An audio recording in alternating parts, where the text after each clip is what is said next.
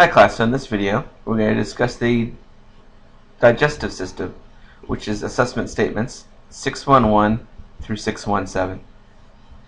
The first assessment statement says, explain why the digestion of large food molecules is essential.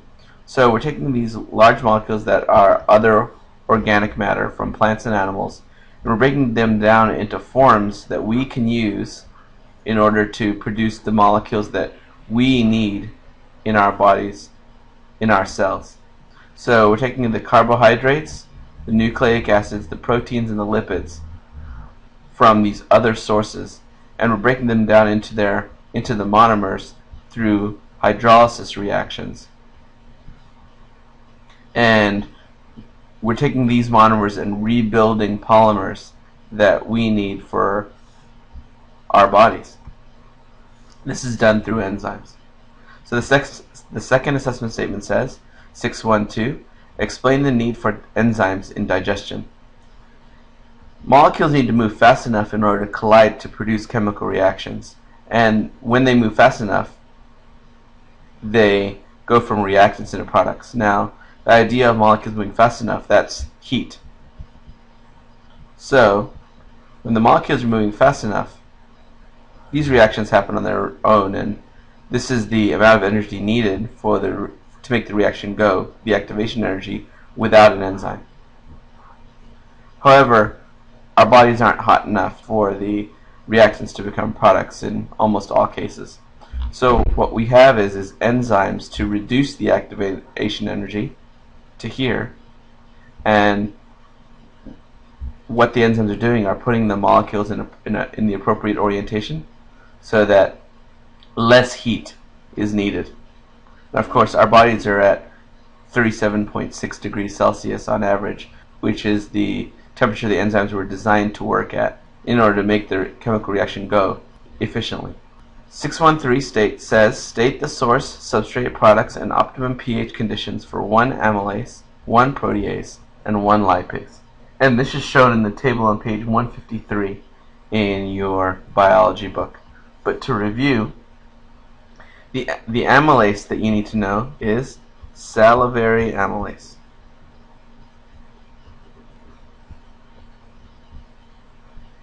And salivary amylase breaks down starch, and it breaks it into maltose and glucose, and it occurs at a neutral pH. And think about it as your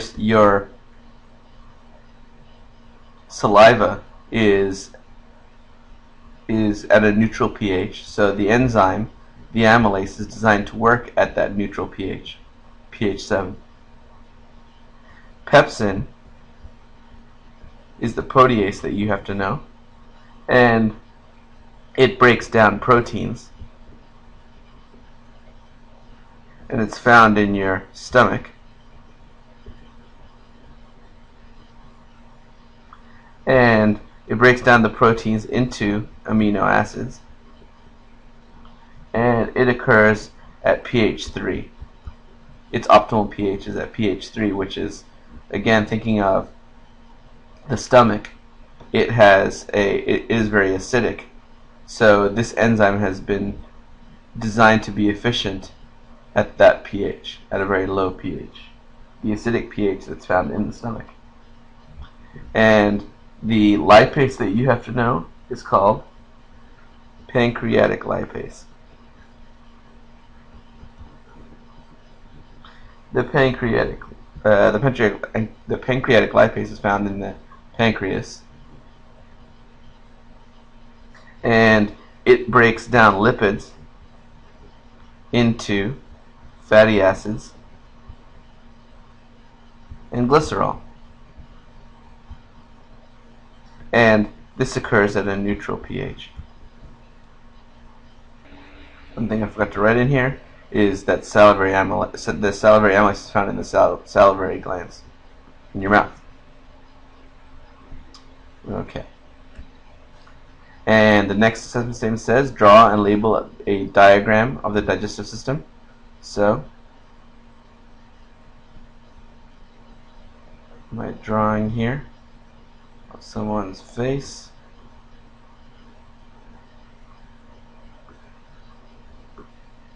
Someone's mouth. So we have the mouth, we have the esophagus, which leads down to the stomach, which leads to the small intestine,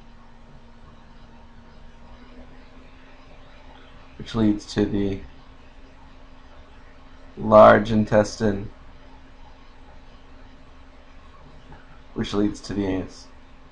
And I'll quickly label those items. We have mouth, esophagus. The spelling that you see in your book is the English spelling. We have the stomach. We have the small intestine. We have the large intestine. And we have anus. Okay. Hope you enjoyed that picture. Outline the function of the stomach, the small intestine, and the large intestine. That's what 615 says. So, the stomach contains gastric juices, which help break down food. And the gastric juices are a combination of pepsin, the enzyme that breaks down proteins that we just discussed, hydrochloric acid, which helps degrade and break down foods and creates the acidic pH for pepsin to be active, and there is a mucus that surrounds the lining of the stomach, which protects the lining of the stomach from the acids. The next phase is called the small intestine of the digestive system. And the small intestine is where you have a huge amount of absorption of molecules that have been broken down in the stomach. And the absorption happens through the villi, which is the plural for villus. It's these hair-like protrusions from the small intestine which increase the surface area.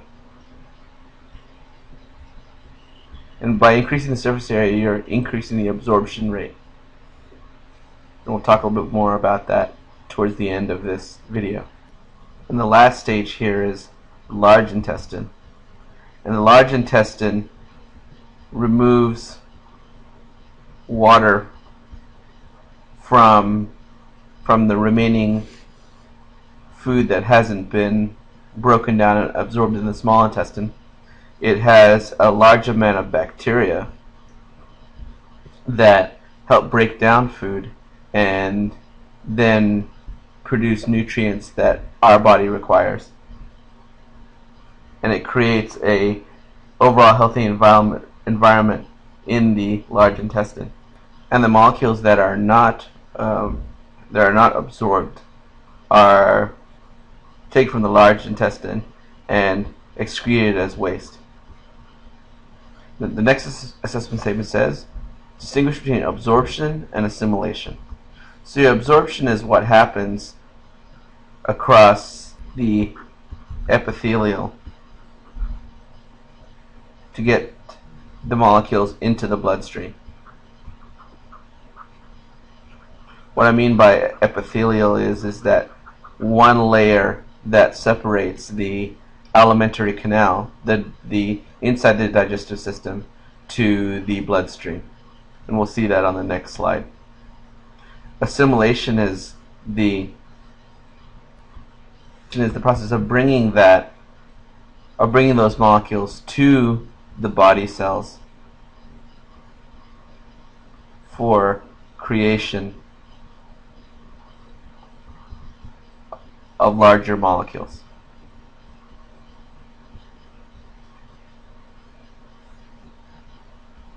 The next assessment statement says, 617, explain how the structure of the villus is related to its absorption and transport of products for digestion. So you can see here in this image, they look like little tubular hair-like projections, and there is basically a one-cell layer that surrounds these arteries and veins, which are sending blood away from the heart and sending them back to the heart. And these arteries and veins are absorbing the nutrients so that they can be transported to various parts of the body. And this lacteal is where the lipids are transported to. So if you were to consider how long the average small intestine is, it's about 7 meters long, or about 22 feet.